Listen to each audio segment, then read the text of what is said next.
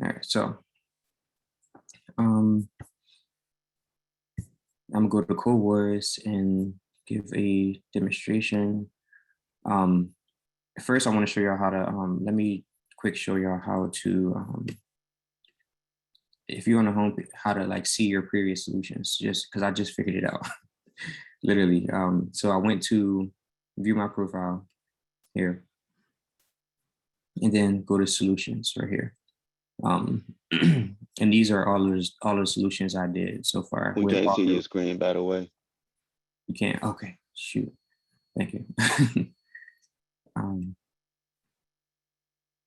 right, cool. So I'm gonna go back to the home page, and to see the previous solutions, you hover over your profile picture, and then you click on View Profile to see the previous ones, and then you can go to Solutions here, and you see all the solutions to all the ones you did like in the past. So if ever like y'all forget like or want to go back to see a solution that y'all did before, y'all can do it like that. And you can click on just kata by itself, and you would just see the ones you did without the solutions there, just in case you want to redo them. Look like I did it. I did 48. I wasn't even like trying to like do these, to be honest, but I did 48, and they literally just gave me. I just upgraded something. Like I can have my own katas. I can make my own ones. I think that comes with just you solving them. But I'm gonna quick go through like how to do these again, just so there's absolutely no like confusion with like how to do things. So I'm gonna go by sort by, and I'll just go by popularity. Actually, most completed. Either one works. I'm gonna just do most completed. Obviously, you got to pick your language. JavaScript. So I have 5,000, over 5,000 ones. I'm gonna just pick. It looked like the ones with the check marks are probably the ones that I've done already. That check mark. This one don't have a check mark on it. So of 3 or 5, this is probably FizzBuzz. I definitely did something. Multiples, yeah. This is FizzBuzz, probably. Let me see. It's not that FizzBuzz, but either way, like this is one. I click on one that I didn't do, and then I can click train here. Something I want y'all to do. Like I don't want y'all to get like stuck trying to like solve a solution. It's better to just unlock the solution, just unlock it. So and if the unlock don't work, we just saw like sometimes this website is like buggy. Maybe come back to it, refresh it, or go to another one and try to unlock that one. I'm not sure, like, 'cause I know sometimes these websites have like bugs in them, but yeah. So just click the unlock. Click show me the solution. Honestly, you don't even have to attempt to do the problem. You just go to the solution. Read the description of it, like really understand the question, and then look through all of the solutions. And then you can literally pick one that you can follow and just add comments to it. Like just add comments to the ones that's already there. There's some that look kind of crazy, ones that's a little harder to understand, but don't get too wrapped up on like how complicated this one looks. Like go to one that looks simple, like something like this. This one looks not too simple, but they're using 2 functions in here, and they just like literally copy it. You can like copy to somebody's solution. So I'm gonna copy that, and then I can press try again here. And if you really want to get credit for it, you can just do this and paste the solution in here. Now, one of the questions was, well, let me just test this out really quick. I didn't even read this. This question. But either way, it works. So what I would do to turn this to an arrow function, just do const here, solution equals and then put the arrow, and this should give us the same thing.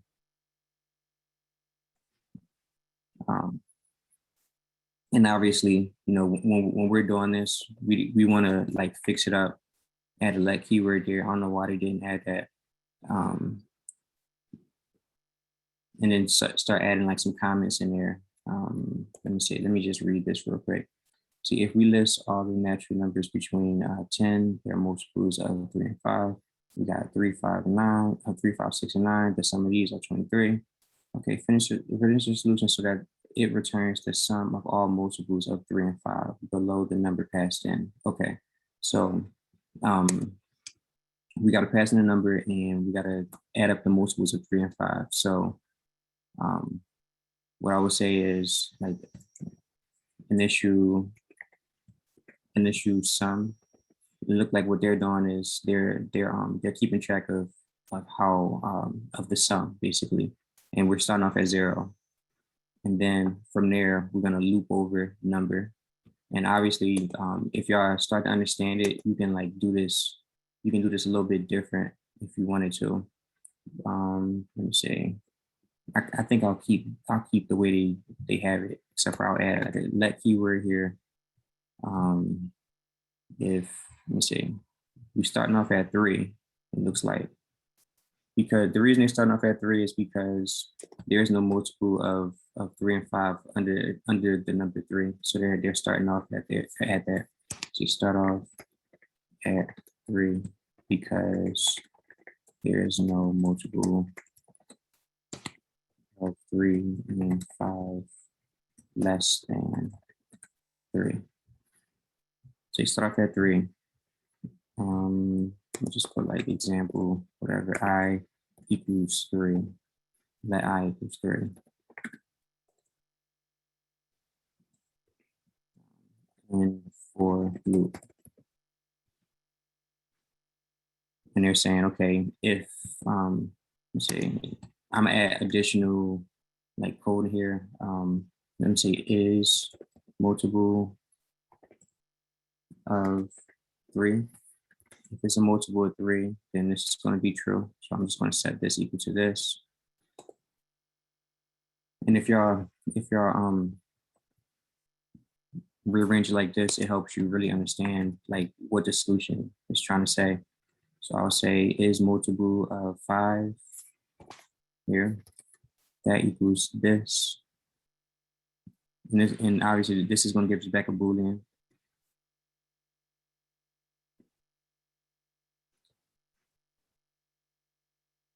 So it gives Boolean if multiple of 3. Let me see, it gives, let me see, is true if multiple of 3. It's true if multiple of 5. And then add to the sum.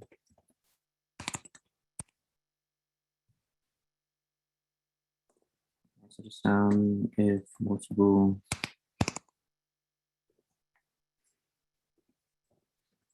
of 3 or 5.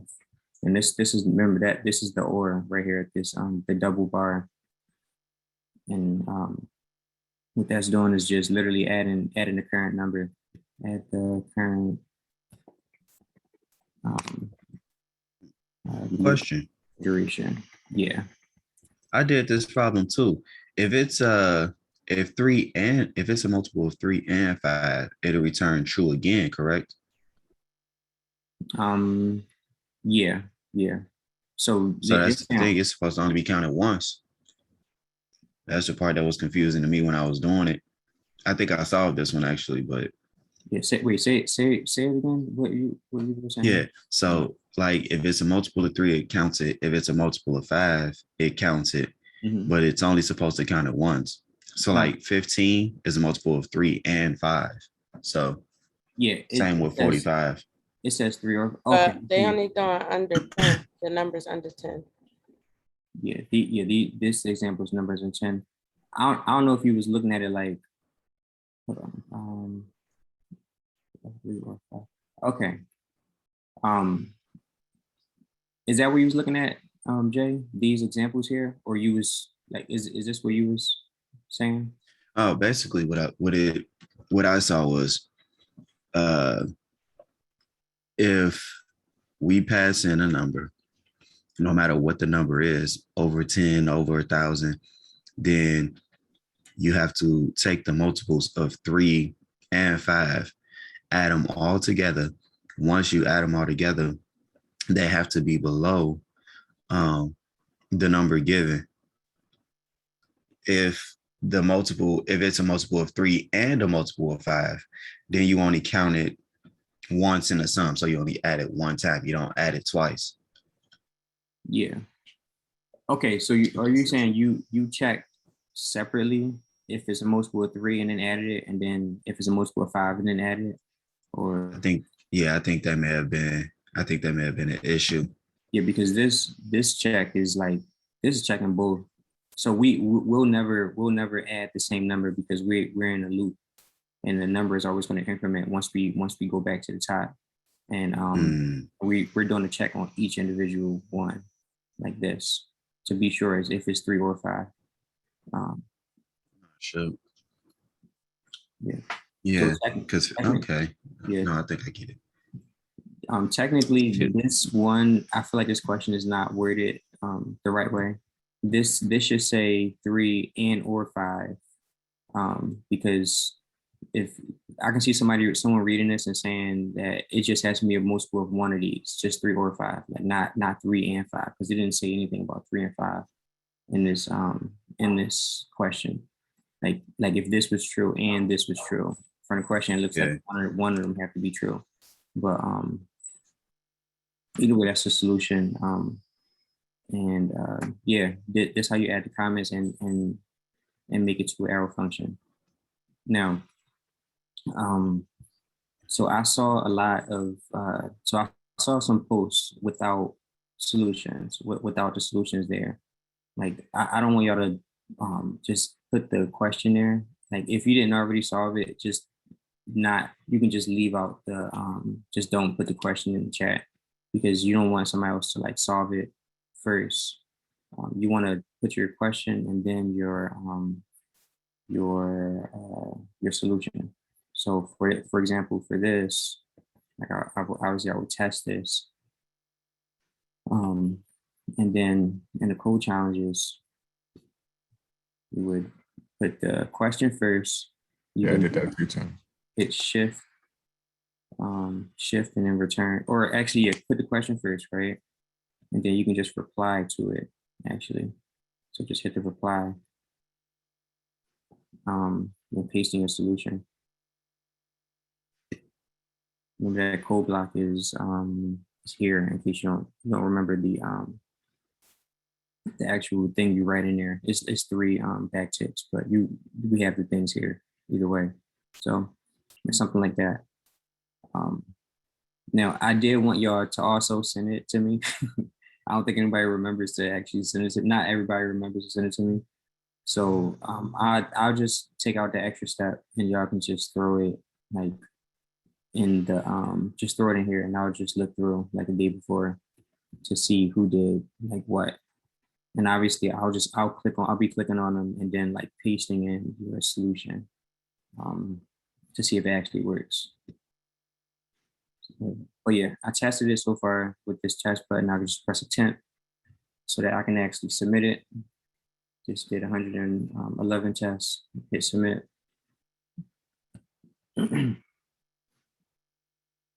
Literally go to the next one and just like train again. And do the same thing over, look at the solution. Now, the reason I'm asking y'all to look at the solution, like don't feel like it's like cheating, because it's not like cheating. It's just you like learning. Like especially if it's a question that didn't like make sense. Like y'all looking at the solution and then adding the comments like I had did. That's the best way to learn. You're gonna see some of these problems, and you're not gonna have to look at the solutions because you already know how to do it. Obviously, this is multiplying A and B. This is like a real easy one. This is actually the one they gave us, the one they gave us to sign up for the website, which is weird that they put this on here. But yeah, but like I said, yeah, just copy it. You know, go to try again, so you can get the credit for it. Paste it in. As soon as it loads, paste it right in there. Change this to an arrow function. Const multiple equal this, and just add your comment in there. Multiply A and B to return multiple or whatever. Implement a function which returns which multiplies two numbers. So here we go. That was easy. Maybe even clean it up a little bit, test it, and then submit it. Do the same thing again. Copy URL, paste this in the chat. Any questions on any of this? Okay. So those most of them, because I'm kind of working through them as I go. Sometimes, well, a lot of times I forget to add the comments. Is it, can I add the comments, I guess, now? It's to the ones that I've already solved? Yeah, I Because I mean, forgot to add the comments to all of them, it's except for like it's the fine. one that I saw with somebody else's problem. Go ahead, I'm sorry. Yeah, it's fine for now. Like what I'm gonna do this time around, like, and this is, I can't keep doing this, but this is the last I'm gonna do this one. I'm gonna give this week a pass. Next week, like, I want y'all to know, like, I gotta start like taking people out, and because we're gonna be moving fast. That Python is not is no joke.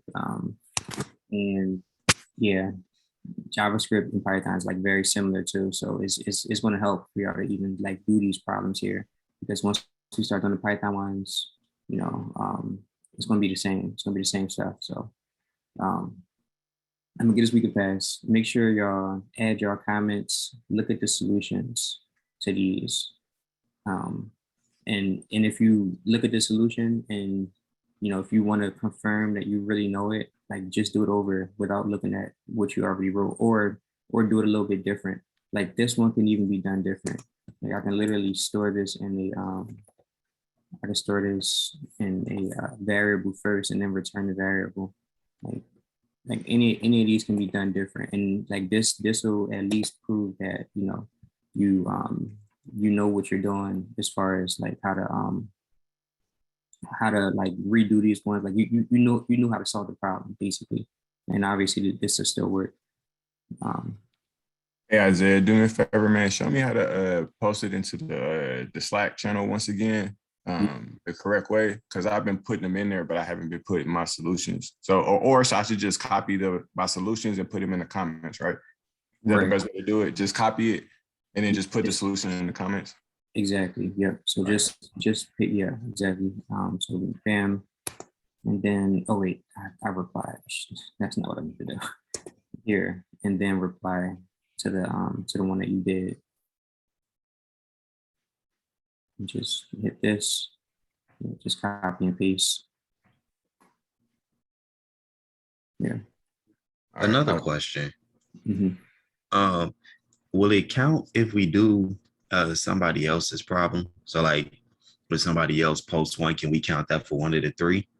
So I've been thinking about that, and I think that it's reasonable for y'all to like be able to do other people's ones, as long as the comments are different or somewhat different.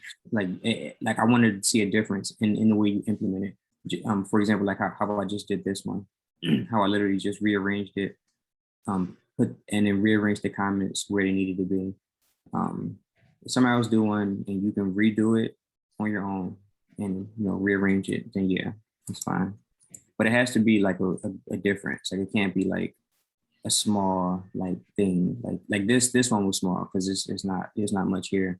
But there are longer solutions that you can just kind of tweak. Just kind of use your better judgment with which ones other people do. But like I said, it's probably better to just grab a new one either way, because you can just see a solution from somebody else and just go through it. I do want to comment on the practice of doing these and how it's definitely becoming better as far as how we pick up on stuff. Because last night working through these, like at first when I used to come up on the site, like I used to feel defeated when I couldn't do it, and that would put me in a whole like mind frame. You see what I'm saying? But like the best analogy I can put on it, it was kind of like training wheels. You see what I'm saying? So at first you look at the solution, it's like you putting on the training wheels on the bike, right? But then once you are able to look at the solution and then figure the shit out on your own after looking at like how it's broken down, then it kind of helps you ride better. You know what I'm saying? Like, Yeah. it's like last night, like looking through, it was a problem that was dealing with the string, right? And I was trying to use tools that I already knew, right? And I was trying to pull from what I already knew, but then after I kind of looked at the solution, it was kind of like, well, damn, then it helped you look at other things like substring and, you know what I mean, splice and, you know what I'm saying, stuff like that, the tools that we didn't know of just yet, right? You know what I'm saying? So it's it definitely gives you a better feel, you know what I'm saying? And like, you know, not feeling so defeated if you have to look at the solution, you know what I'm saying? Right. Yeah. Sorry to piggyback on that. Yeah, I felt the same way. Even like kind of like comprehending what the question was even asking me. Also, I realized I spent half of my time in one KYU, which is the most difficult one. I didn't realize 8 was like the easiest one. So that already that burnt me out. I was wondering like, why the heck can I get not one of these ones? Like, yeah, I'm glad you showed this, Isaiah, though, for sure. I definitely think I can do it now. Definitely that problem you just solved. I'm like, where was those at? But don't go to the one. But yeah, let me just, so it's on the recording and it's understood. Like, go to this one, 8 KYU. This is the easiest one. 1 is the hardest. Now I want y'all to start thinking that the 8 is easy and then go to the 7 or whatever, and then just keep going down until y'all just like whatever, like really good at it, because that will help. It just kind of like progressively help you through these. I don't even know if I can do, let me see, 1K. Let me just see how these look. See, game of lines in reverse. That's pronounced Q. go to that by the way. elevator one. Oh no. Wait, which another? Let me go back. It's pronounced Q, like QUE, like 1Q or first Q. Oh, okay. Yeah. I see. I'm like KY. Okay, Q. Okay, that makes sense.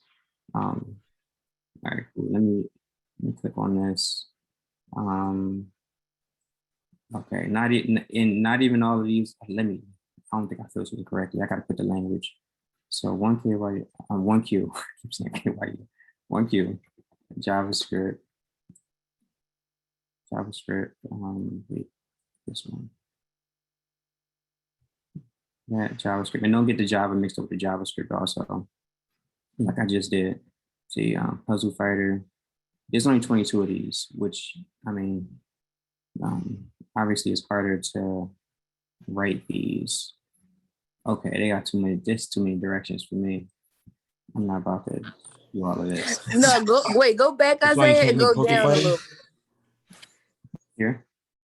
No, go back to the other page you was on before that when you was picking. Yeah. All right, go down a little bit. It should be an elevator one. Hold on. It's an elevator. 7x7 skyscraper. Okay, go down this further. I don't even. Wait, I remember seeing the puzzle one. I thought it was an elevator problem, which wasn't too long, but you had to open the doors up on the elevator and have them stop on a certain floor or something like that. Okay. Oh, doing elevator programming. I heard about that. It was right there because I remember Puzzle Fighter. All right, that's whatever. But it was a good one. That was a good one. Was it maybe Maybe it was number 2. Yeah. Mm-hmm. Say to brain fuck. It did say to brain fuck, didn't it? Is that tripping? That may or may not have been exactly what Nah, it said. I thought I saw it. I don't even Yeah, I don't see it. I don't see it. make sure I do that. It's E. somewhere. I'm not even doing the ones. So, and obviously, and honestly, like I have never heard of a person that got a job through this website, but I mean, obviously it is possible because that's what they advertise. But like, I wouldn't worry too much about like how your profile looks, because this is just take it as like training, really. And even if you get some wrong, like once you get them right, then it's fine. I think it kind of evens out either way. So, and then y'all get better over time. So, yeah. So that is how you solve these. What I want to do is actually hand it off to one of y'all to go to Codewars and just solve them for like the first like hour. Then I'll introduce the next project, and then we'll leave the class. It'll be the end of class by then. But if somebody want to share their screen, pull up Codewars, y'all can just solve them like here together.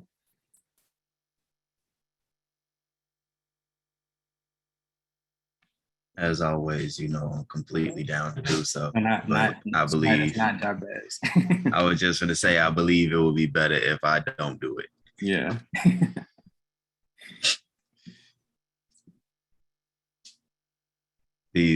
Those are super duper fun, by the way. I've been having a blast.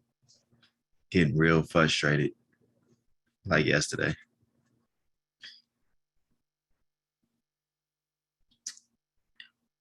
That you were serious about the having the glass thing. I was about to say I was stressed out. Yeah, no, I am serious. I was having a blast, but I got just like playing video games. Sometimes you get stressed out. Like, yeah, I got stressed doing the one that Evan posted, the Pascal's triangle. It wasn't even hard to code like that. It was just Oh, we walking out at the same time. understanding of, They're like, finally, we're understanding that equation to find a diagonal of Pascal's triangle, and then doing a factorial multiplication, and like programming that was kind of a little bit strange. I won't say strange, but it was a little bit taxing on my brain because I was making simple mistakes. So yeah, good times. I'd be stressed. Gotta work eating me. All right, but I share I'll be my honest. screen, I guess. Jabez, I'll be honest. That really screwed me like hours yesterday. Yeah, same here. Yeah, I took I think I started at like 5 or something, ended at 8. All because I was trying to really understand what the equation for Pascal's triangle was. So, I'm gonna be perfectly honest with you. I passed like every test on that assignment, like all like 100 and something of them, except for one. The one where you get back 0 for if you put in 0. yeah. And so once you did that, and then once you fix the other problem that's going to come up right after you solve that one, then you start getting the real errors that I thought you were going to get. So what I think it does is it'll test it. And once it fails a test, I think it'll either kick out the code or it'll continue trying other ones and slightly adjust the code or something like that. And then try the other ones. And so you may get like a passing score, but it may not necessarily be right because it's not passing in.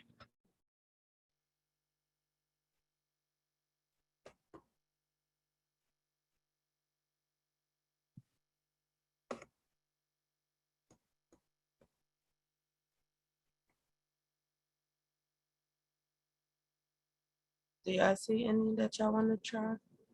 I know this one I was a little frustrated with. It wasn't really returning a phone number. It was because you had to have it in the format of the area code being in the parentheses and then the space, and then also the dash between the first three and the last four numbers.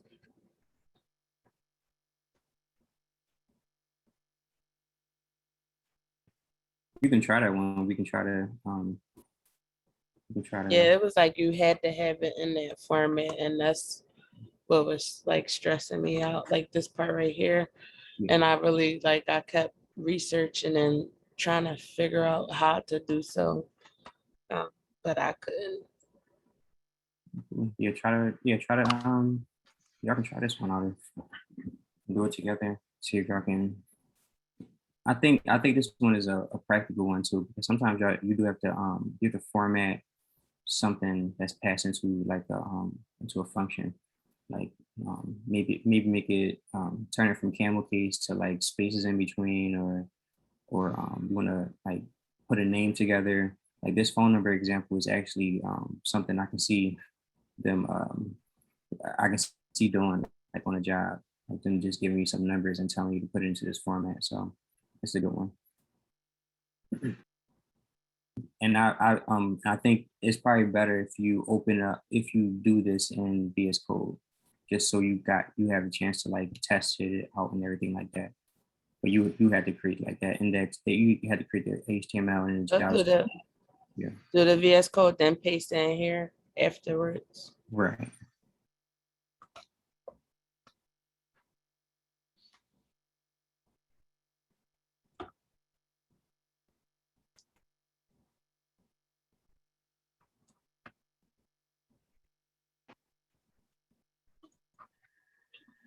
Okay, I'm back.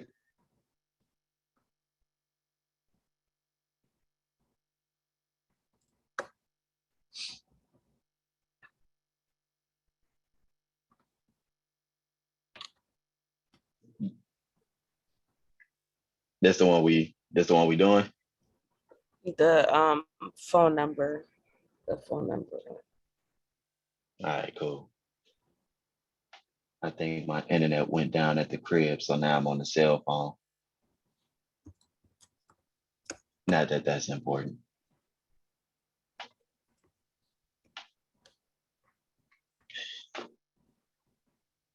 Ah, I actually did this one.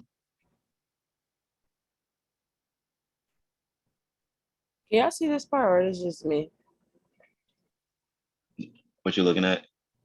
The I don't see the bottom screen. bar for the Zoom class. No. No. Okay. I was trying to move it out of my way. Oh, you so if you, I think it's the right side, there's a down arrow, the right side of the whole bar. If you click that, then scroll down to the hide meeting controls, then it'll get rid of the whole thing. Oh, okay.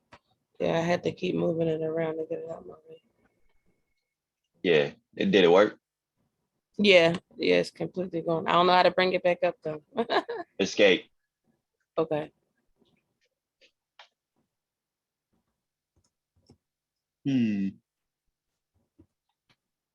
Anybody got an idea of how we should start this problem? I can't, oh shoot, I don't got no internet. So shit, I can't even start it either. See write a function exception grades 10 integers between 0 and 9. It returns a string. It goes in the form of the full number. Would you just start with the what's in the parentheses first and then bring it together later? Well, not bring together later, but start with the parentheses and then get the phone number and then join them. You can. I mean, there's a lot of ways you can do this. I'm pretty sure. I've seen a couple of ways that was like super cool using those regen expressions. Regen expressions are ridiculously cold, man. I mean, yeesh, they super good, like super duper useful. It seemed like powerful, but I did it the cheap way, brute forcey. It wasn't pretty at all, but it got the job done. It definitely got the job.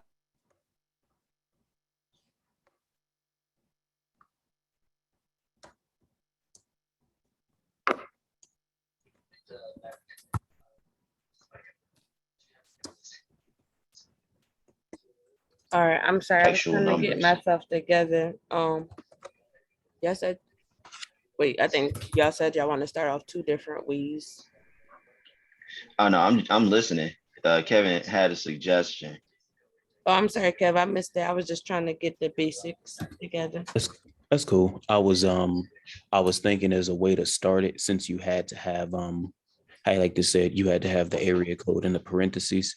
I was thinking, would it be better to start with that particular section and then arranging the rest of the phone number and then joining them at the end? And that's when you guys were saying that's one of the ways, a few ways to do this one.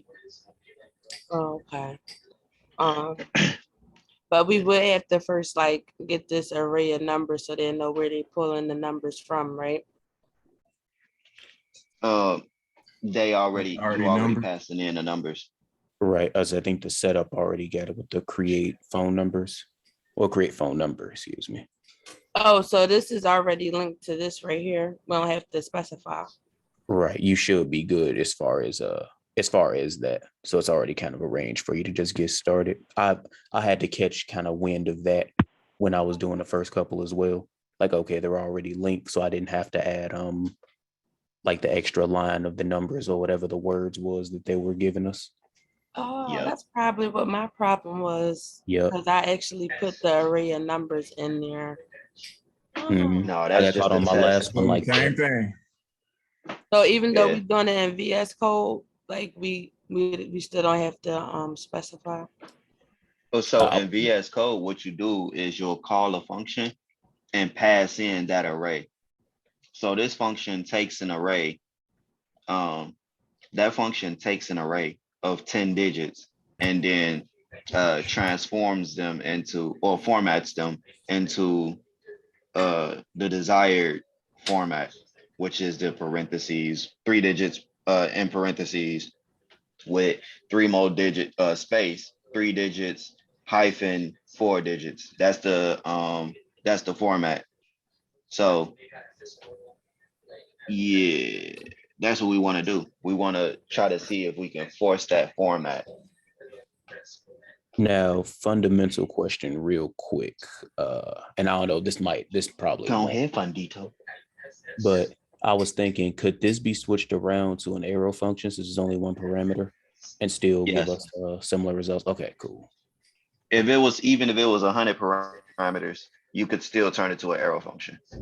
Okay. You just change function to. My bad. I've been always turning them into arrow functions. Yeah, I'm gonna start changing all mine as well, since that's like the more recent way of going about doing it, so I can be more comfortable doing it. I notice all of these are typically set up like this, so. But yeah, that's my quick question.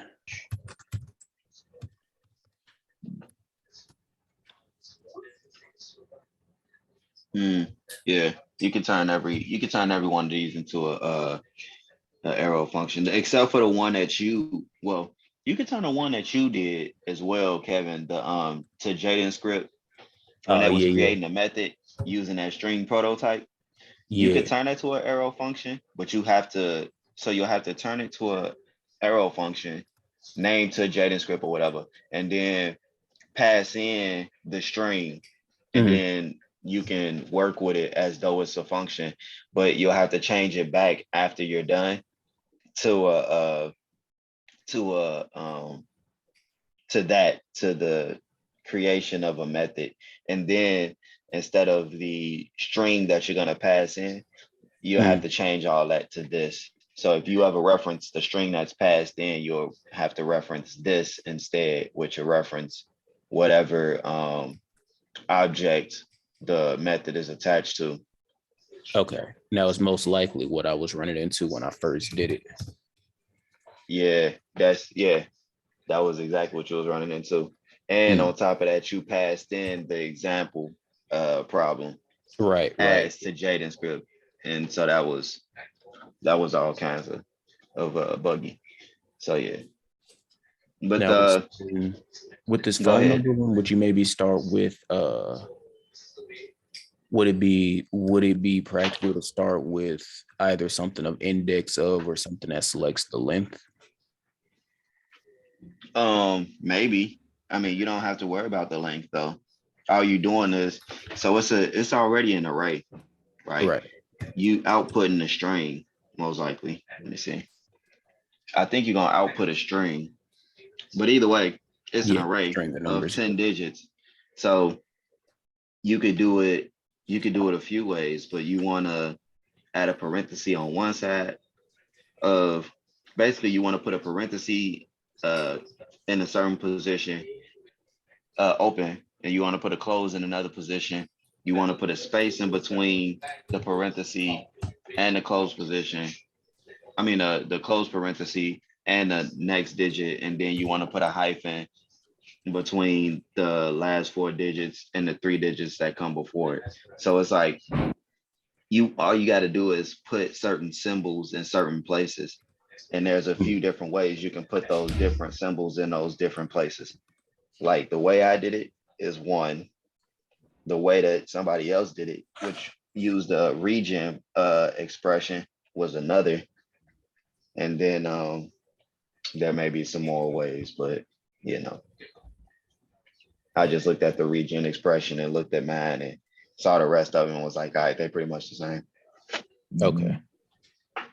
Yeah, that's the part that I was like confused about when I was first trying to do this problem. I didn't know how to get the format out, and I try to Google and YouTube answers, but it'd be so many different videos and so many different articles on YouTube. Mhm. I was like kind of getting frustrated about it and tried to do another problem instead. Well, so don't think about it as like the answer. Think about it as like what you're trying to do. So I think about it like this. I have an array of 10 numbers. I'm trying to get a certain format. Like I'm trying to add a parenthesis in front of the 1. I'm trying to add a closed parenthesis behind the 3, a space in front of the 4, a hyphen in between the 6 and the 7. In this example, every single problem is going to look like that. So how do I add? Because I know I can take all of those numbers in that array and combine them together. I know how to do that already. That's a join function. That's the join method. So I know I can join all the elements of an array to make it a string. That's easy. Now I have to figure out how to add items, things, whatever I want to add to an array at certain positions. And so I would look that up online, how to do that. And then once I seen how to do that, then I go try to do it. Does that make sense? Yes, that make better sense. And then we still got to do it where it's like where we use like the math.random so it can scramble up the numbers and it won't be like the phone number is 123-456 like that. No, we shouldn't have to do that because the phone number should be put in like as is, and we're just taking that and then splitting up the first 3. I would split up the first 3 digits because those have to be wrapped in the parentheses. Then split up the second 3 because there's your space, and then I would split up the last 4, and then I guess I would create 3 different variables.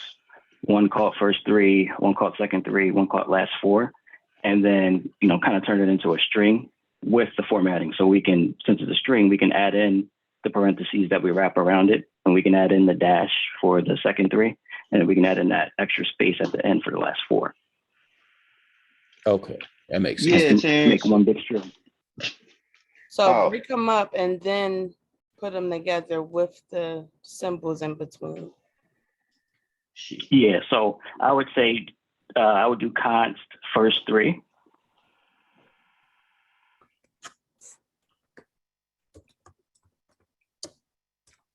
And then have that set, and since it's already an array, grab the first 3 elements of that array and combine them.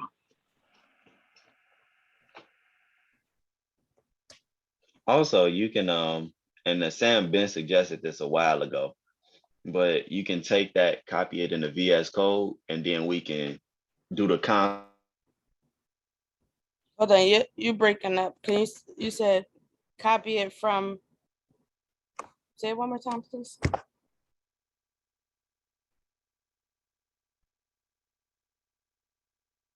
Hello, can anybody hear me?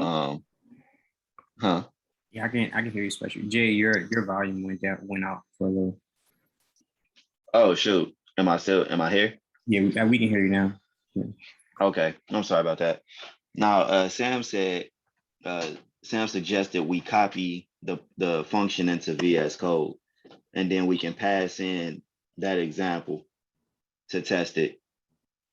I did that. So I think I just changed it to the arrow function instead of using this. Oh, we can't see your screen.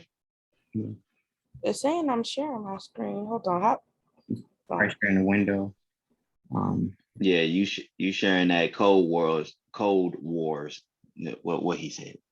Yeah, I copied this and I pasted it in here, and I just turned it into the arrow function first.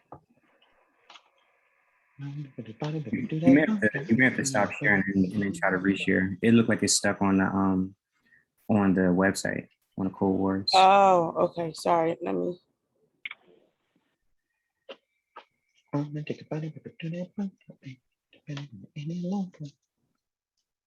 That's what's on your mind, bro? Yes. Can y'all see the VS? Yeah.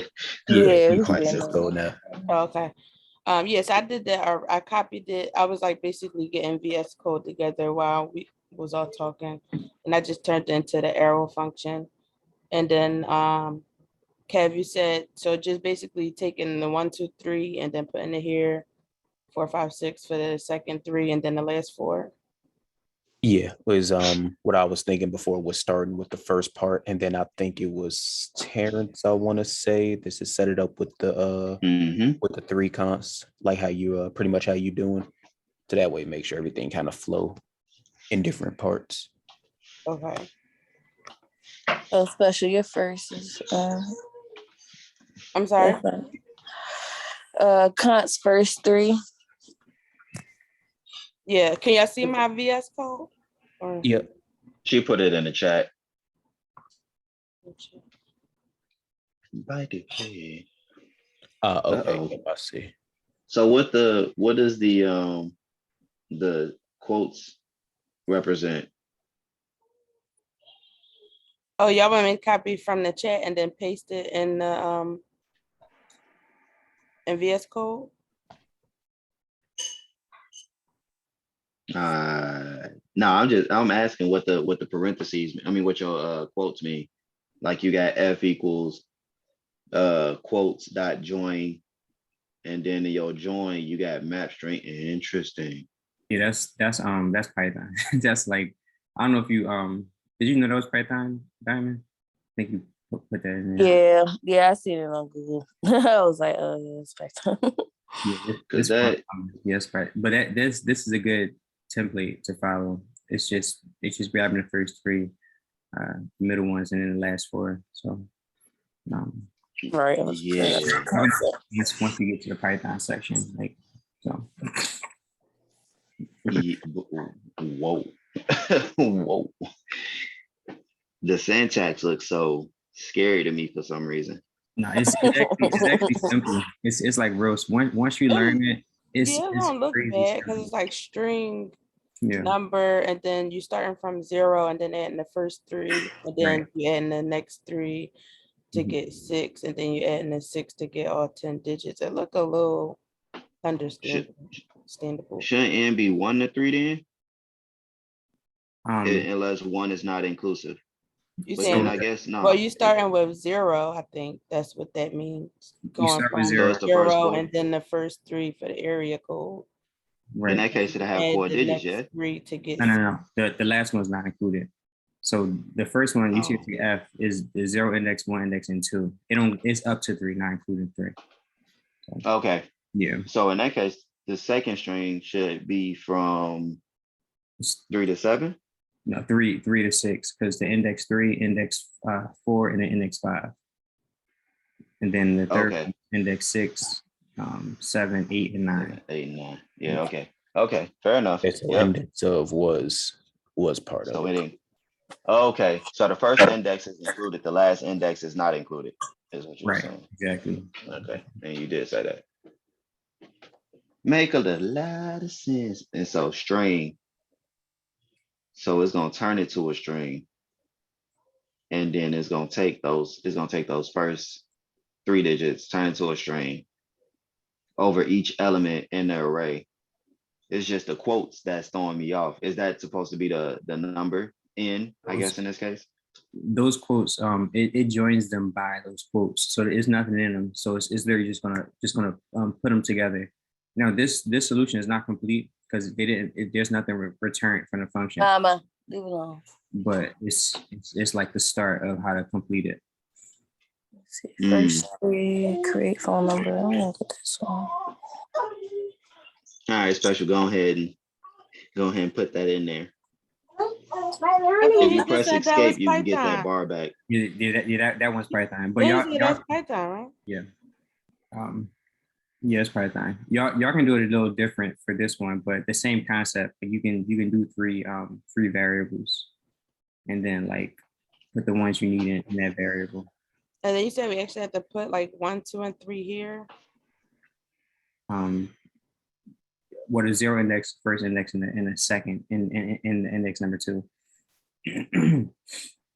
Oh wait, Somebody actually did it like that. Yeah. So we're using an index, not the actual numbers that's in the array. Yeah, so it is. I'm gonna let one of y'all take over. I don't want to give out too much. Yeah, so since it's already an array, we're just using the positions of the numbers. So, Right. the number 0, so the position 0, 1, and 2, since it starts at an index of 0 is what we would grab. And we can use bracket notation. So we would write numbers and then 2 brackets with the 0 inside of it. You want to have that right next to the S in number. So you want to have it right up against it. And then inside the brackets, I'd do 0. And then,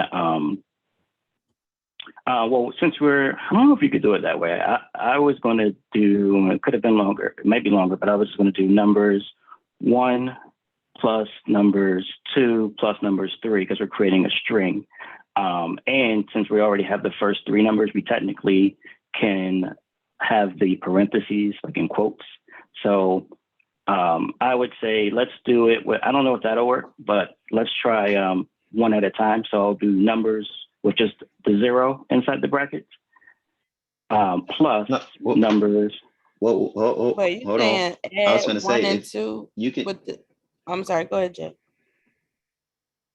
no, you can test that. Just test it. If you don't know if it's gonna work, just console log it. Console log it and see if it'll work. But you have to Okay. pass the numbers into that Could function. she use toString at some point, maybe prior to in order to have them converted over already? Or is that practical to use at this moment? If she join them, then it'll turn to a string automatically. So she Okay, can so just that join them. needed. Okay, cool. All right, so Yeah, numbers dot join, or numbers and then your indices, index or whatever, and then dot join, and then it'll turn into a string automatically. Okay.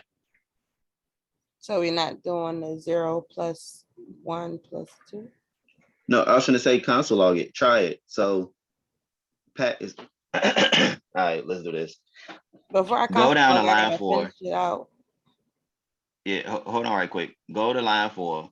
At the end of line 4, and press enter to create a new line. So, yep, and press enter to create a new line. It's gonna create a line 5. Press enter. Right. There you go. That's cool. Create phone number. So pass a number into create phone number. In other words, copy the create phone number variable, paste it at line 6.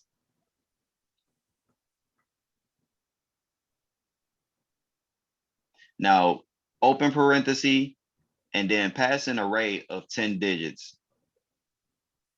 Open parenthesis. Oh, take out the Now picture. pass in a array. That's cool. Pass in an array of 10 digits. So do your bracket. No, you don't have to erase the other one. It was cool to have both because you're gonna close it out anyway. So just undo it. There you go. Put your brackets up for your array. Right. Now pass in 10 single digits. You can do the 0 to 1 or 0 to 9 if you want to, or you can pass in any 10 random digits. It doesn't really matter. Yep. Separated by commas. There you go.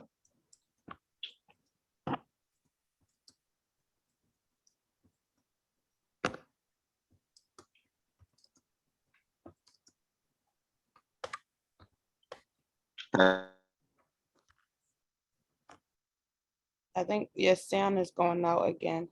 If you was All trying right. to do something. Now, you said, huh? Your sound started going out.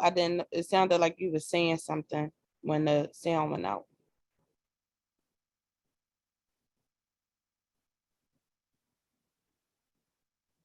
Hello? Can anybody hear me? Yeah, we Yes. can Yeah, I hear you. Yeah, we hear you. I think Jabez sound just went out. And pass in value, but I ain't gonna do that. Oh, there you go. Oh yeah, Yeah, okay. your sound keep going out. Yeah, we had a bad storm up here, and so that's probably why. So console log that function.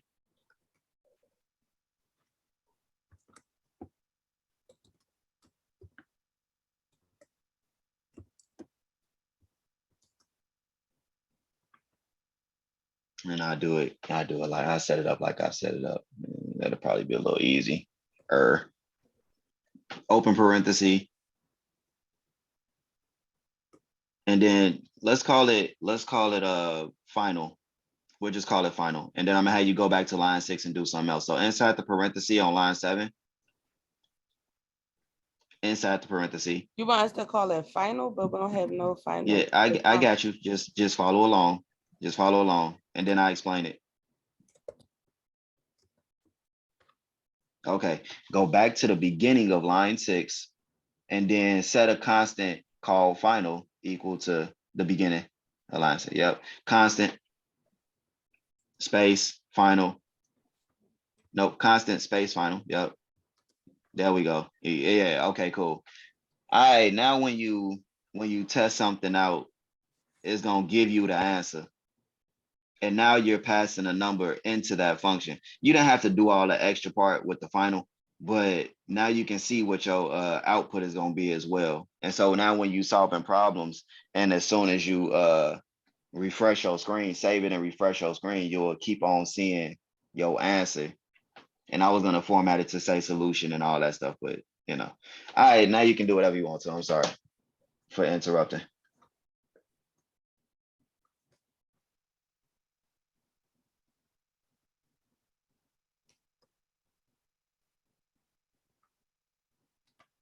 So I think we was at testing to see if the indices will, if you could call multiple indices at the same time, like if you could reference multiple indices at the same time. So you can console log numbers at indices 0, 1, 2, and see if that would see what that would output. Matter of Hold fact, on, let one me more test that. time.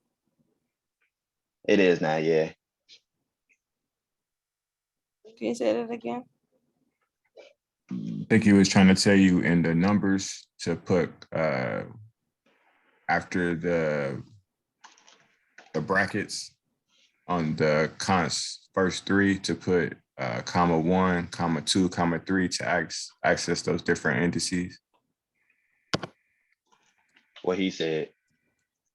I also, as I'm sitting here soaking in game from you guys are good. How to break down these actual problems, man. You know what I'm saying? Instead of trying to do everything at once, breaking it down to 3 different variables, the first 3, the second 3, and the last 4. Like that's good stuff, guys. Yeah, good practice would be kind of breaking down like them word problems from math class back in the day. Then just like don't worry about having it concise just yet. Just like, really try to get the basic layout done and then figure out how to shorten and sweeten it later. You know what I'm saying?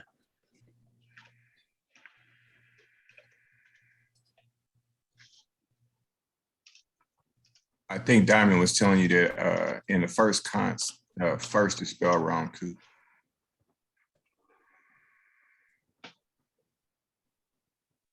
We'll see it on the output.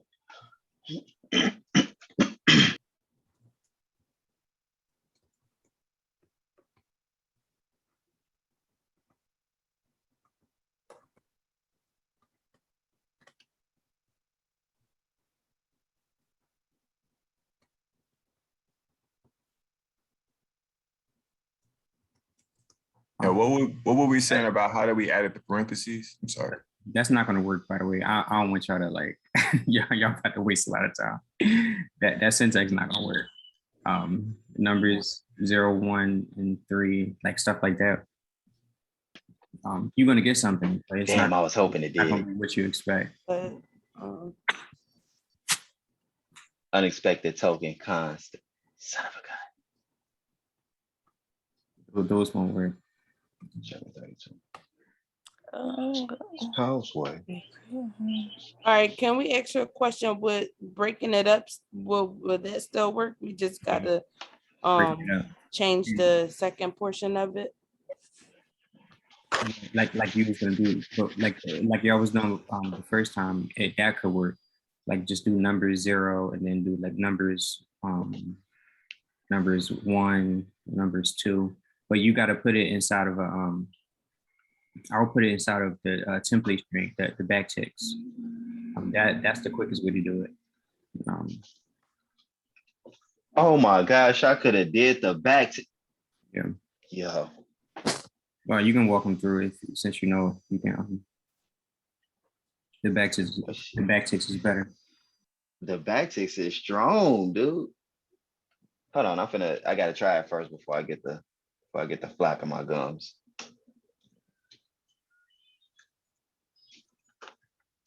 Like that instead of doing the brackets. No. So you'll want the whole thing in backticks. So you would just want to open up a set of backticks, and Oh, then like each member get their own backticks, you saying? No, the whole thing, like for first 3. So the whole thing will be wrapped in those 2 backticks, and then we would do what we were saying earlier: numbers, bracket, 0, plus numbers. Or now you have to do plus because it's in backticks, so you can do a space. 2.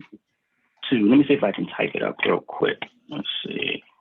Look, that's what I'm doing right now. The backticks are just fucking sweet, man. Them backticks go too hard.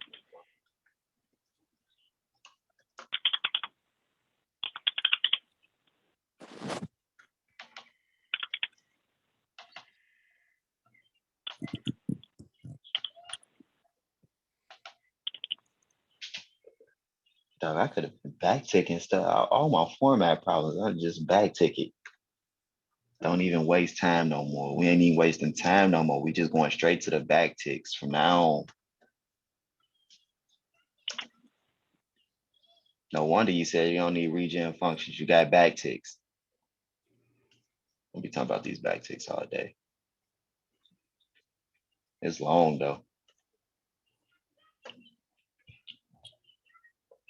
Yeah, it's kind of long, but it's worth it. Hold on. -8. I'm reading your comment in the chat, Diamond. So instead of the quotation marks, they should be backticks, or did you copy this from like the Stock Overflow or Yeah, I 3W2? copied it, and I was trying to see how to rewrite it so that it would be backticks on here, but let me see.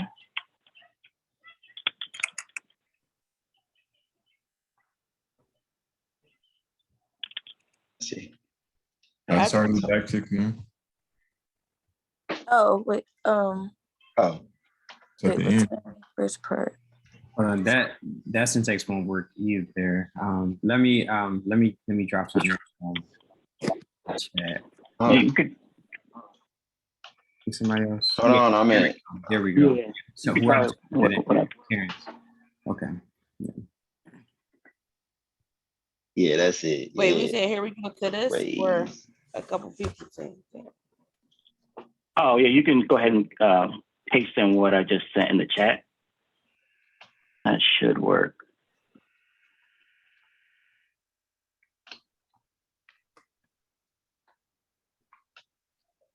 Crazy. It picks up the spaces, everything. Like this is ridiculously cool. It's like so literal.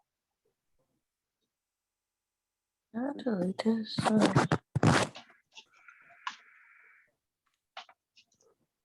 But then this goes to the And- second one, and this goes to the last part, correct? Well, no, because they. Oh, got- yeah, go ahead and put I put 2 2s in there, so go in the middle one, if you can just put 1. The one you're hovering over. Yeah, I put that by mistake. So that should grab the first 3. And I put, since you're using the backticks, we can put the parentheses in there since we know we need them. So that should work to grab the first 3. This is too tight. I wonder if I'm finna test it. I wonder if it'll do a line break. Oh, damn it. It does the What line is break that? too. I need a new charger. This is ridiculous.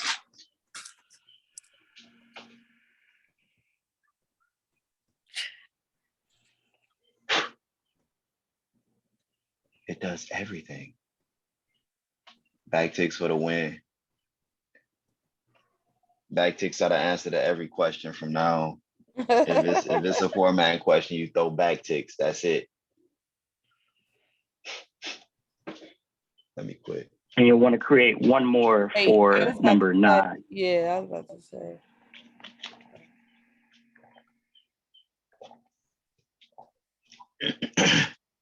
The space in between each of those dollar signs is gonna show up, by the way.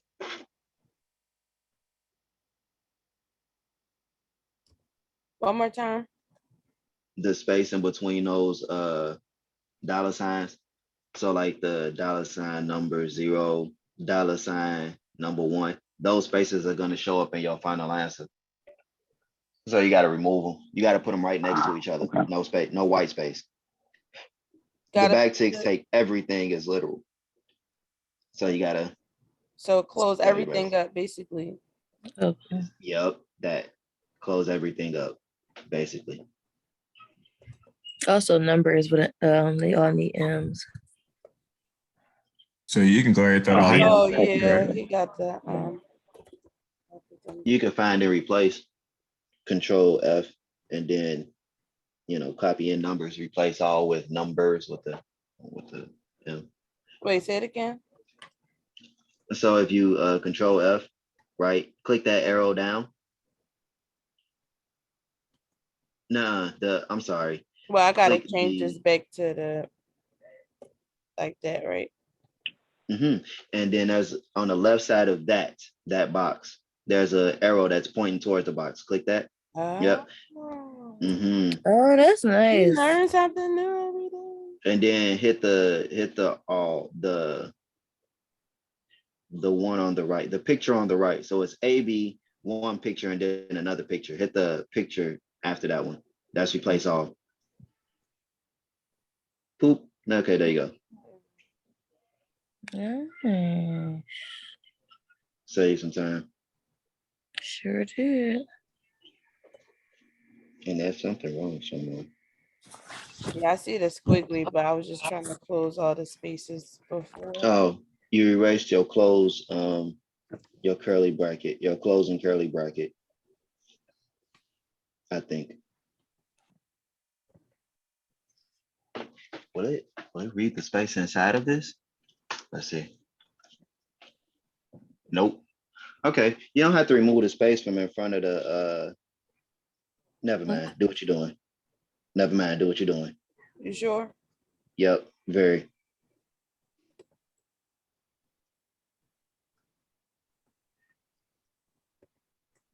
Mm. Hmm. Yeah, so just after number 8, add another curly bracket right after number 8. Yeah. Oh, okay, there we go. Yeah. And then only the first 3 need those parentheses. The variable first 3. So for second 3 and last 4, we can take out the parentheses there.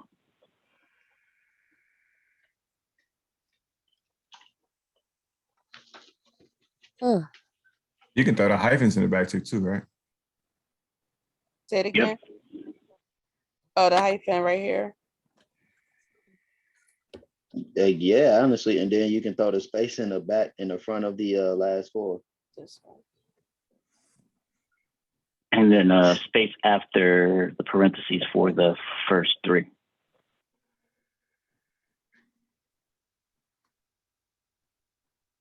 Would it matter if I put it here or put it here?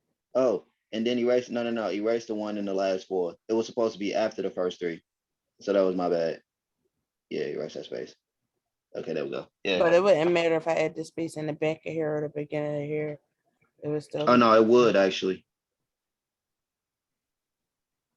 Oh no, never mind. What am I saying? You're right. Either way, in the should back be of the first fine. 3 or in the front of the second 3 is yeah, you're right. Yeah. Well, And then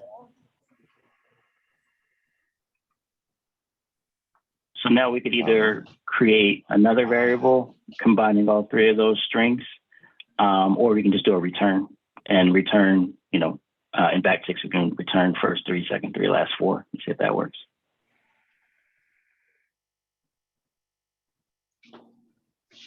Helicopter. the return might be better. I don't know. Do y'all want to take a vote on which way we want to go about it?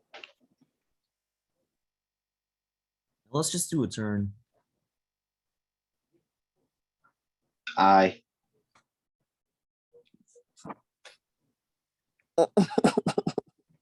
I'm with return too.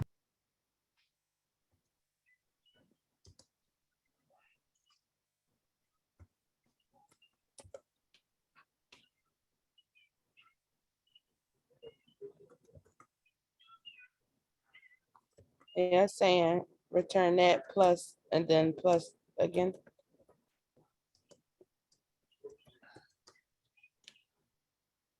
If I'm not mistaken, and I could be wrong, but when you throw that plus symbol in there like that, it's gonna add a space in between those elements. Now I could be wrong, but I could also be right. So you can try it, but if you have No, it doesn't add a space. that's probably gonna be why. Oh, I Okay. thought it was just gonna. Okay, that works. When does it add a space? There's this time with a plus, or is it a comma that adds the space? Well, we All right, can hold do on, I the gotta check first it out. 2 and then test it out with just the first 2 to see if it add the space in there.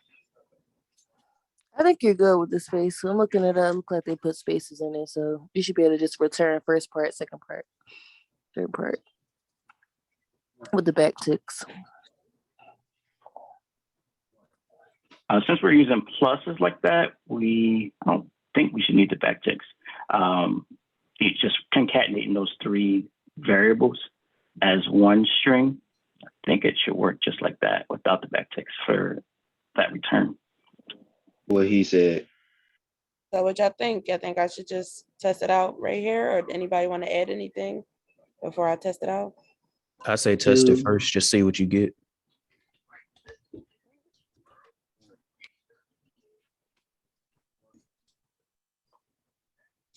Yeah, because the way it's written on here is like first 3 is in parentheses, but it's plus, and then second 3 is in parentheses plus, last 4 in parentheses, and then they have backticks in the front and the back. But that's just what I see online. But yeah, just test it and then we'll figure it out. Oh wait, y'all can't see my my dev tools? Oh screen? no. No. Yeah. Just the VS. What the world? It worked. All right, hold on. Let me stop and try. Oh, share again. nice. I don't know I why. think you I don't know I why. think you may just be sharing your window instead of like sharing your whole desktop. I think you're just sharing like a specific window, which is probably why it's doing that. Oh, can y'all see my webpage? Yeah, we see it now. Yep, I we think see. that's it. I think you got it. Look right to me. Looks good. Yay. Almost forgot we was doing something from Codewars. Yeah, I was about to say you can fix it in and test it in Codewars, and then look through the solutions other people did too to see if not the whole thing. You can leave out you just need the function part. Just from line 7 to 1. Yeah. So funny part about it, you could do that all in one line with the backticks, with the spaces and everything, except it'd just be a super long line. Right. That's But crazy. y'all can see my code words, right? Like I didn't even. Yeah, we can see the Codewars. Yep. Yeah. I didn't even think to Oh, do cool. backticks. I forgot they were that strong. Could somebody go back over back ticks? Yeah, one go more ahead, time? attempt it. I'm sorry, what you said? Go on, Deron was attempt it. asking about backticks, Go, especially turn it you can in. put yours through. Should I add the comments first? Or it don't matter since we did it in class? Yeah. For this, it don't matter. Just you can add the comments to like just if you turn in things. But I mean, I would say like adding comments is like a really good thing to do either way. Like if you do get into the habit of doing it, like everyone's gonna really like your code. So it's only gonna help you. So do you suggest that we just use VS Code all the time so we can like test it out before we test it on Codewars? Right. Yep. I will use VS Code. Like for me personally, I always use VS Code because it's just easier for me. And then you get all of the help VS Code gives you, like all of the methods and stuff like that. I don't think Codewars give you all of that stuff. Yeah, I don't think Nobody they McNopes. suggested anything. I don't think they pulled up anything for me. Yeah. And Deron asked about could we go through backticks again? I kind of want to hear about them as well.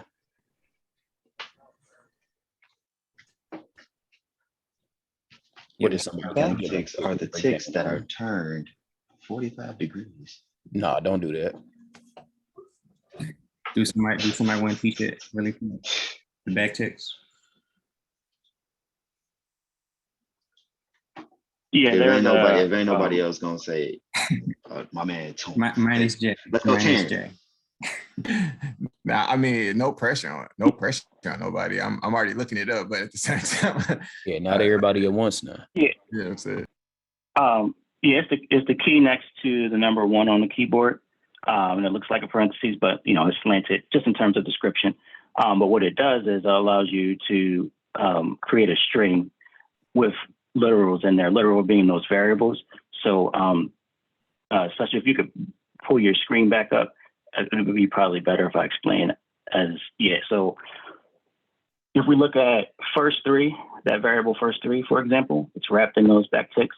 And normally without those, I would have to take like the parentheses, for example, is really part of the string. And normally I would have to wrap the parentheses inside of quotes, then plus each of those numbers 1, numbers 2, and numbers 3 to get one string. But because we have the backticks, we don't have to do that. It knows it's a string because it's just input. It's placed in there without anything. So it's going to take it and accept it as a string.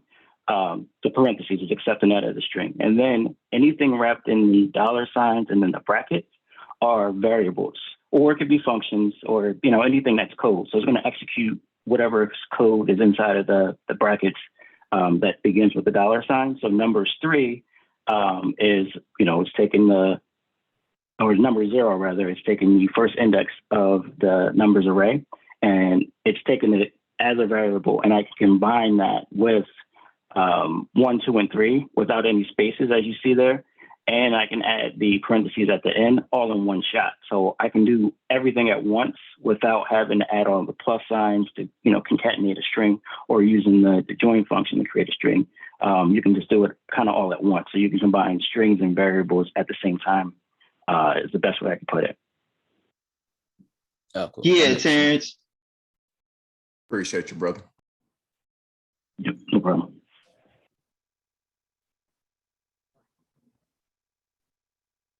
So in I a sense of you using, I'll go ahead, man. since we have more time, y'all can just try to solve another one if y'all want.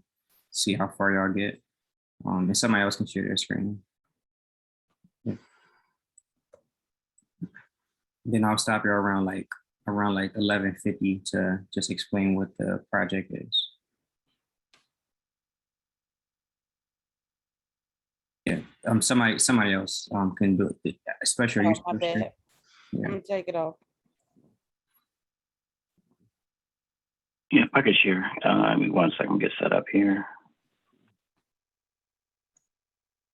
In fact, Yeah, I think I'll just gonna keep grab. the Codewars folder for VS Code, and then could just keep, starting like deleting and starting fresh.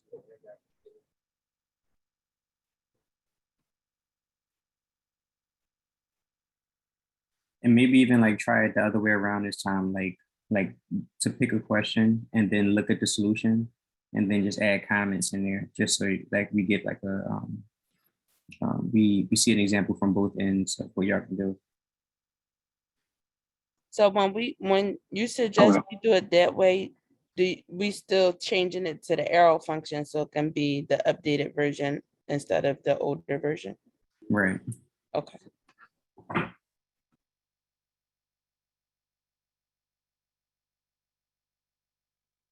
Yeah, just trying to find. I'm trying to grab one from the Slack channel. That might be easiest. Let's see.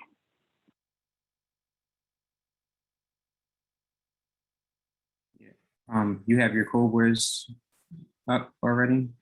Because that'll actually like you'll get like a new one, like a fresh one. Okay, let me do that. He Let on me share my first queue, screen. so he don't want to get one that's too hard, He was trying to find some easier ones. Yeah. Yeah, you can, and if you share your screen, I can show you how to, so that filter right there. So make sure you click on 8Q for the difficulty. Also, and hit that JavaScript for the language. Yeah. Okay. And the language drop down. You gotta go to my languages on the Oh. left. No. What? Well, in that box, Oh. right under sort by most completed, right under the most completed. You want Oh, the okay. Got you. JavaScript. Got you. Okay. All right. Let's see. Can you move this?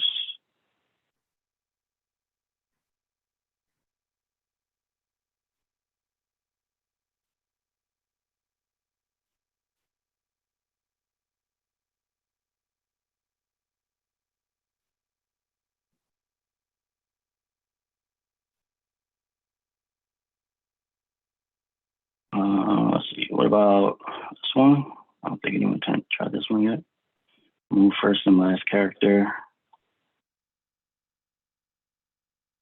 It's pretty straightforward. It goes to create a function that removes the first and last character of the string.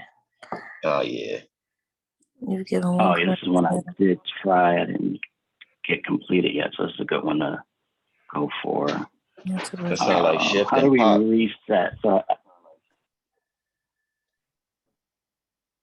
Yeah. yeah, how do we reset the solution? Because I started working on this, I didn't actually complete it. Like, how do we get the blank starter code here under the solution? At the bottom Here it just of the has, screen. or actually, I guess I could just do this. I'll take all of this out, and then I can put this in VS Code. So I already started by creating the arrow function. There was a reset down there too, by the way. Oh, is it? That's what Yeah, that's what Deron was trying to tell you. Oh, If you look at the test attempt, yeah, there you go. To the left of that. this ribbon. Do Okay. it. Perfect. Okay. And then, okay, so this one, Did you already go to the solution for that already? I wasn't paying attention. Oh no, he was starting from scratch. no, oh, Yeah, just go for this one, just try to solution. find a solution. Yeah, just so that we have something like from both. Okay. Well, I was gonna say, can you essentially you could just take the string, split it, and then or you could just slice it. Or you could just freaking slice it. So then, Because I was gonna say you could turn it to an array, shift it, and then pop the end one off, and that's it. And then join it back together, and it's gonna be cool. But sheesh. See, I think Talk I'd be about concise. overthinking it because I would actually like write in a string and then like within the function so I can test it and make sure it actually works. But they don't care about what the string is. They just want you to do the function to do the job. Yeah, that's why they give you I thought- the test examples on the side and at the bottom, so you can actually test, like, NVS code to see whether or not your function is gonna work or not, or whether it's probably gonna work. So how do you use those? Slice just takes a piece, huh? I was wondering about that, like the test that you saw in the Codewars. Like, how do you look at them? How do you use those? You're saying Oh, you just pass them into your function. That's it. So your function, most of the time they have everything set up where it has the variables that you pass into the function. And then in the test example, and a lot of times in the instructions, they'll have like test examples. But if not, if you look at the bottom of the screen, they have like usually 2-3 test criteria or whatever that they'll that where they have the variables that you can pass into a function, and they have the output. So they have the inputs and the outputs already there, so you can see them. So you can just literally take those, and just like I set up specials, you can do the same thing. Just console log or just call the function. Honestly, you don't even have to console log it. You can just call the function and pass in the correct variables. I forgot why I console logged the function. I think I console logged it it was for some reason. Oh, so I could actually see it on the console. So yeah, but you can always just pass in whatever variables they give you. Your outputs should be exactly what they have in a little test section at the bottom. So I guess I'm still I'm looked up slice, and it gives you put in where you want to start and where you want to end. So how do we end at -1? Let me go to try. Oh, that's one from the back. -1 is one from the back. So it's saying that we want to, and I don't understand the -3 at the beginning, but it looked like you slicing the first two off. So you want to start 3 from the back. So you want to start at lemon and then slice off 1 from the back. And so that's why I was returning lemon apple. So it's okay. now So when you use negatives, it starts from the back of the array. Oh, okay. Got it. 1, 2, 3. That's our start. And then we would take out 1 from the back. how does our end at -1? So then just take off 1. So mango go bye-bye. And we don't even see banana and orange because we start at lemon. Because we started at 3. Okay.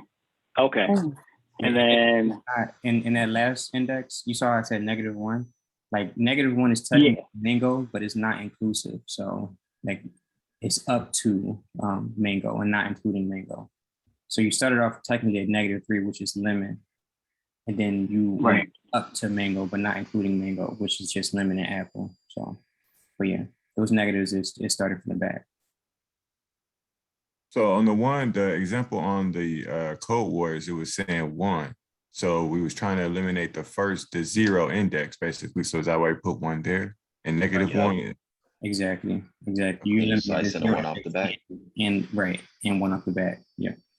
So Sick. in the slice function, basically you're putting where you want to start, and then -1 is basically taking off the end in every situation, basically, right? Yep. And every single one. Crazy. Yeah, and you don't have to have negative numbers in there. It's just think of it as like you passing in a start and an ending. So a start number or a start index and an ending index. And you can mess around with those negatives to to do fancy stuff like take off the last one without because without doing it this way it'll be like a longer problem. And I think Jay, you were you was gonna like say like a longer solution for it. Oh yeah. I was probably gonna end up saying a longer solution. Yeah, especially with the taking off the end and stuff like that. Yeah, I was gonna use push and pop. I mean, shift and pop. So I was gonna shift the first. I was gonna slice it like by character, so no spaces, and then I was gonna push the first array off. I mean, shift the first array off, the first index, and then pop the last index off, and then freaking join it back together. So I was gonna do 3 steps when all I had to do was just slice, and Keep that would have scrolling been. down. I'm pretty sure there's one down there like that. Look, it's way down there. You see that's it right there. There That's we me. go. That's me right there. Minus the string 1. Oh yeah, you do have to turn it to a new variable because it'll return that it'll return the same variable. Yeah, if you split it, it turns into an array, but then you have to turn it back to a string. Oh yeah, that's way. join. right. And another thing I noticed is like I could have returned it. Yeah, it could have been one line. that slice example we saw on W3 School, they were using arrays, and it looks like you can use slice with strings also. So that's just something to keep in mind. Like some of these methods, you can use it on both different. You can use it on multiple types. So. Crazy. Yeah, and I do want to point out this solution. It's a little shorter, pretty much the same thing, but because we have just one argument, we can get rid of the brackets and the parentheses and the return keyword. So these two do the same thing, but because we're only passing in one argument and we're just returning a value, we're not setting anything. This is just a shortened version of this one here. Yeah, Terrence, you tell them. Well, you tell us, because I'm listening too.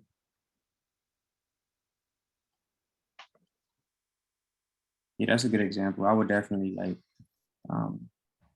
try to use arrow functions that way because that's how you're going to see them.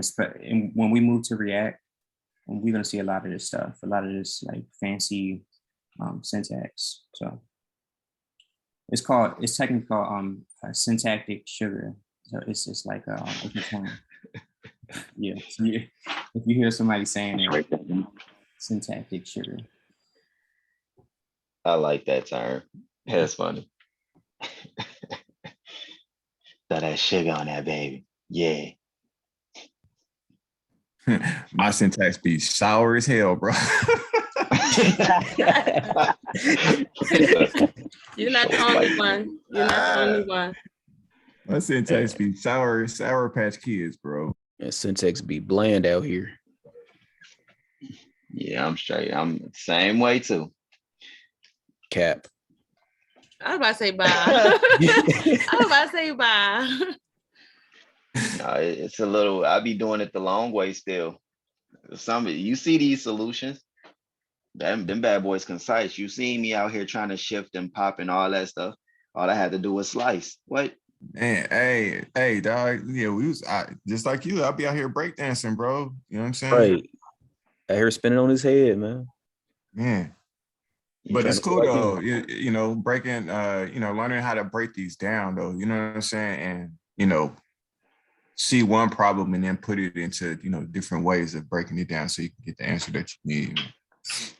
Good stuff. Yeah.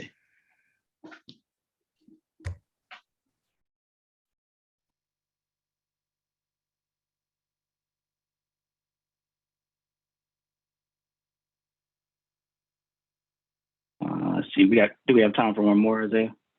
Yeah, you can go and do another one. All right. Let's see. Let's try this. One more.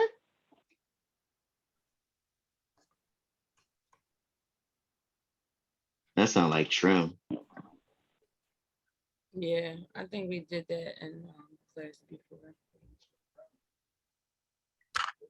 But trim just does the outer, right? Like the first and last spaces. It doesn't do in between, or does it? C. So we wouldn't have to find a way to, I think we can use the remove. That's it. But do we want to just go to the solution? Since I guess we're short on time, we want to just go straight to the solution, Isaiah? Dang, I dang it. Yeah. No, why not? The eyes have it. All right. So you can trim and probably just run a for loop and check for spaces. And then if it's blank, then get the mug out of it. Oh, split out the spaces and join them back. That's what I'm saying. Yeah, I was The easy looking way. at that on Google. The easy way. Yeah, I like that split at the spaces join also. That one's it's good. Yeah. Yeah, that one's really good. So that first one there is using a regular expression. Like programmers, we hate like those things. Like you're gonna hear people saying like, yeah, I really hate regular expressions. But that's basically saying so we see the two forward slashes. So in between there is what you're trying to match on. So they have a backslash s. So that stands for space. So it's looking for spaces everywhere in the string. And the reason it's looking for everywhere is because you got the G at the back. I think it means like global or something like that. So it's looking for spaces throughout the whole string and it's replacing it with an empty string. And that's why you're able to use that replace. But those regular expressions, like that first parameter, like that with the s in it, I always have to look up the rules for regular expressions. They can get kind of tricky, but that's what that's using. So it's not best practice to use those. It's probably better to use regular expressions, to be honest. I just never remember the rules of them because I don't use them as often. But when you do use them, you can do some powerful stuff. Like you can really like do some validation. Like you can check to see if something is in phone number format, like that previous one that we did, how we turned it to a phone number. You can use regular expressions to check to see if it's actually a phone number.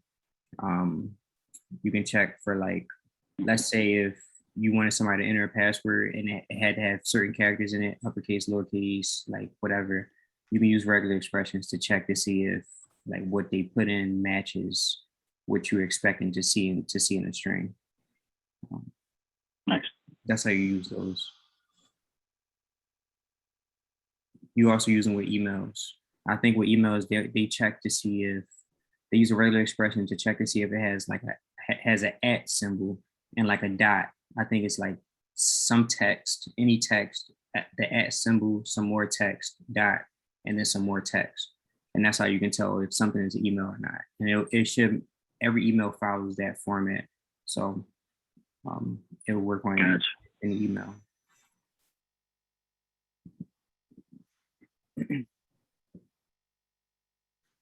Yeah. All right, cool. All right, I'll just take it from here. And so let me share my screen.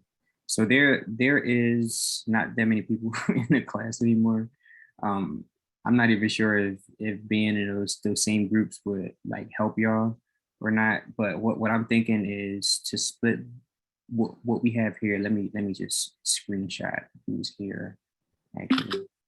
So whoever we have here will split into two groups. Maybe do since I mean y'all can figure out which team which teams y'all want to be on. But everybody here, I'm gonna put this picture in the chat on Slack. Y'all tell me who y'all want y'all group members to be. It really don't matter for me. Yeah. But let me share my screen, figure out what y'all doing for the next project. And y'all gonna have some time to do these also. I mean, y'all gonna have probably like 2 weeks to do it. So I would definitely get on it quick.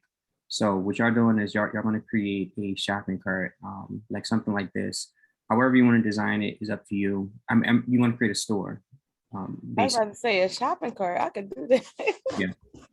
a store, yeah, and a shopping cart piece too. So maybe have something like this on the first page. Every time you click on one of these, it adds to the shopping cart. You can see like the number up here. So it'll add to the shopping cart, and that number will update. And if you do click on the actual shopping cart, maybe take you to a page like this that has like the picture, the name, the price, like all of this stuff here, in the like the delete. Now, this page has a lot of stuff on it. You don't have to create everything on here. What I'm looking for is like some basic shopping cart. Maybe, I mean, if it look nice, it's even better. But have a few pictures, have some prices, maybe some descriptions, or however you want to format it. Have the ability to add to a shopping cart, and then click the shopping cart to go to a different page that shows you something like this. Maybe even add like some shipping details on the side, like for some sample, just to make it look, right. This is going to be a big project. Now I'm thinking about it, y'all should actually have 3 weeks to do this one. So we'll do this in 3 weeks. The plan is to only work on this project, like this one page, for the rest of the class. So we're going to do it in regular HTML, CSS, and JavaScript. Then when we learn React, we're going to convert it to React. And then when we learn Python, we're gonna interact with a database that gives us back like these images, this text, and the prices, and we're gonna pull from the database and then show it on the screen in React. That way, when y'all go to like, and actually, what I'm thinking is maybe everybody should be, all y'all should be in the same group. I think that's probably better because this is gonna be a big project, and it's a lot of like moving parts on this. I feel like if y'all work together, y'all be able to tackle it. So at first, what we're gonna do is we're gonna split it into two groups for right now, and then once we start getting towards the end, we're gonna combine the groups together. Depending on how many people is still in the class, we'll combine the people and then have y'all do it in React, Python, and then add like a database in there. So, suggestion: can we have one group work on the first page, and then have the second group work on the shopping cart, the actual inside of the shopping cart, and then when we get together, we can combine the first page and the shopping cart? Yeah, I like that idea actually. And that is actually practical. Like you'll see something like that. Oh yeah, baby. Yeah, that's a good idea. Yeah, if y'all have suggestions like that, definitely let me know, because I definitely want to make this as these projects as helpful as possible. So yeah, that works. And we still using the command portal to add everything all into the same project. Yeah. So somebody Bitbucket, right? Yeah, somebody start one. Somebody start one. Even if you have two different, not all of it have to be on the same one, but like the two different teams, like somebody from one team start one, somebody from the other team start one, and we'll do the same thing like we did last time. So yeah. Okay. So just one more time, the homepage is just going to have a couple of products, short description, and the price, with a functional button that allows you to add it to the cart, You want the cart to display the number of items, and then when you go in the cart, you want to see each item, the quantity, the price, and then some type of like checkout total, or just making it look as realistic as possible. Right. And if that becomes too easy for y'all, I will even take it a step further. I would take it I would take a step further and add like a heart, this heart functionality where you just Your favorites. Right, exactly. Saving in local storage, because there is that one project that we work with local storage, and that I'm kind of giving you our clues to how to do some of that. I think saving some of this stuff in local storage is the best way to go, because we don't have a database right now. So yeah. I'm gonna have to rewatch this to get them clues. And those the clues. So use local storage, have these pictures here with prices, descriptions, have the cart with the number on there, and I'll put these directions in the Slack also. I'll write them up, and be able to click on a cart, go to the next page, and see something that looks like this. I want y'all to really try to make it look nice, like like this HTML, CSS, like try to make it look like presentable, as presentable as possible. Obviously, you want it to function before you want to worry about how it functions first. Once it functions properly, then you can start like adding the extra stuff, or have somebody on your team do that part while somebody work on the functional part. However, y'all want to break it up. So. And that might actually work too. Somebody just work on the HTML, CSS, and then somebody work on the actual like functionality of it, and just like combine that together. That's something good you can do. That's a good idea. Any questions? Okay, so you wanna so you saying that we just pick in our groups, or like so it's I can pick them for y'all if y'all want. Do that. All right, cool. So I'm just looking at my screen, who's next to who. I see Terrence, Special, Samuel, and Kev, like all like connected on the screen. And then the next group can be Evan, Diamond, Duran, and Jay.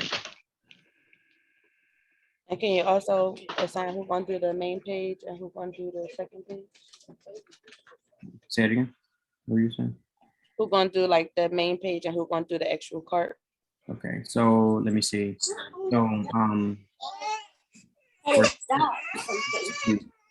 y'all can do the first page, and the other group can do the shopping cart, like the shopping cart page. Let me share my screen again. I want y'all to pick like a team lead also, like a point of contact, and just somebody to take quote unquote responsibility for like the success of the group. I feel like having a team lead is realistic also. So y'all can just nominate a team lead amongst yourselves, and then just that person will be like the person that's actually presenting it. Like not everybody gonna present it, only the team lead is gonna present it. So no pressure, but it looks good to like have one of those type of roles. So your special group is going to do this one, and the other group is going to do this one here. So question, since we're splitting it up like this, Mm-hmm. wouldn't they technically have to wait until we're done at least some of ours to begin? Just because it's displaying what's on the first page kind of all together? Yes. I think that we can, oh, I'm sorry. Go ahead, Special, you can. I was going to say that I think that we can like have like one meeting with everybody, and we can pick what the website is going to sell, and then pick a few items with the pictures and the prices, and then put it all in the group chat. That way, you guys don't have to wait on us, and y'all can start working on, making the shopping cart functional, and we worry about like designing the homepage. Right. Yeah. Right. So those even if you're go ahead, Jay. I was gonna say to add, just make sure you keep your pictures, and we'll keep ours as well. Make sure you keep your pictures and stuff, all your assets, so we can match everything up at the end. So if you're selling couches and bed frames and all of that type of stuff, keep the pictures that you're using icons and all that stuff. And then once we get together, after we agree what we're gonna sell, we can replace all of the placeholders with the actual pictures, prices, and all of that good stuff. But we can kind of randomize stuff at this point. It doesn't necessarily have to be the same. We just have everything in a placeholder state. And then once we get together, we can kind of collab and agree on all of these actual values, if that makes sense. Right. So basically y'all don't necessarily, so I would definitely, get together and make sure y'all know what y'all selling. Y'all don't actually have to have the same pictures, because of, like you're saying, the pictures are just placeholders. With the actual information on the screen, you see how it says like a price or whatever. Y'all don't even have to coordinate prices, because those prices should be able to update no matter what price it is. So just make sure y'all have all the placeholders like you were saying, and just have it formatted properly, and everything else should drop into place once you get all the images and the descriptions, the prices and stuff like that. All that should drop into place. One thing I want to point out though is that we can see that it has a description here also, like description, price, like these should match up with what's on the other side. So when y'all do combine them, obviously, you use the right descriptions and prices and stuff like that. So that's how you would do it. You don't necessarily need the data. You can just mock it. It's like mock data almost. Cool. Do you also want the oh wait, that's the shopping cart page. So that's the other group. Never mind. This one. And I think throughout the class, we're gonna like build in a lot of this functionality, like being able to search through, filter it, log in, like a lot of the stuff we're gonna build out. So it's gonna be like one big project. And with those portfolios, you're gonna have, once we done this project, we're gonna have a way to link to this page. Maybe have the portfolio up online, and then have this up online also. And then you have like a project section, maybe show like a screenshot of what you have and like a link to go to the other website. And it'll bring you to like this one that y'all created in React, Python. And we're gonna use a little bit of something called SQL. It's like database stuff. So those are 3 things we're gonna learn. And how we're gonna like put it together with the portfolio. And y'all gonna redo your portfolios in React also, once we get to the React section. So. Oh my gosh. Is it just me, or did it just get hot in here?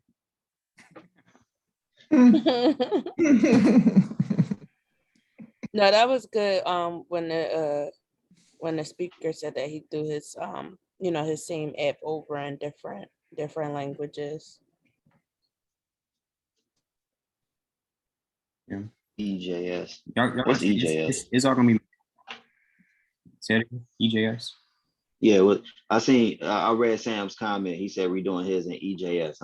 I should have just sent it in the comment. Oh, no. We're gonna steer away from EJS. So, I know you like EJS. We're gonna steer away from that. And the reason is because it's not really used, and I want y'all to EJS is a template engine. It's basically like React. Like React, you use templates to build the UI. Remember how we learned it. We're gonna go more into that once we get to the React section, but it's just like React, but React is like way better than EJS. And I've personally never seen someone use EJS on a job. They always using a JavaScript library, React mostly. Like if you look at the demand for jobs, React is number 1. And then after that is Angular. And then after that is Vue.js. EJS is not even, it's not really on the list of things that you want to see. It's good to know, just so if you come across it, but it's something that you can easily learn. Once you learn React, EJS is cakewalk. So it's not hard to learn.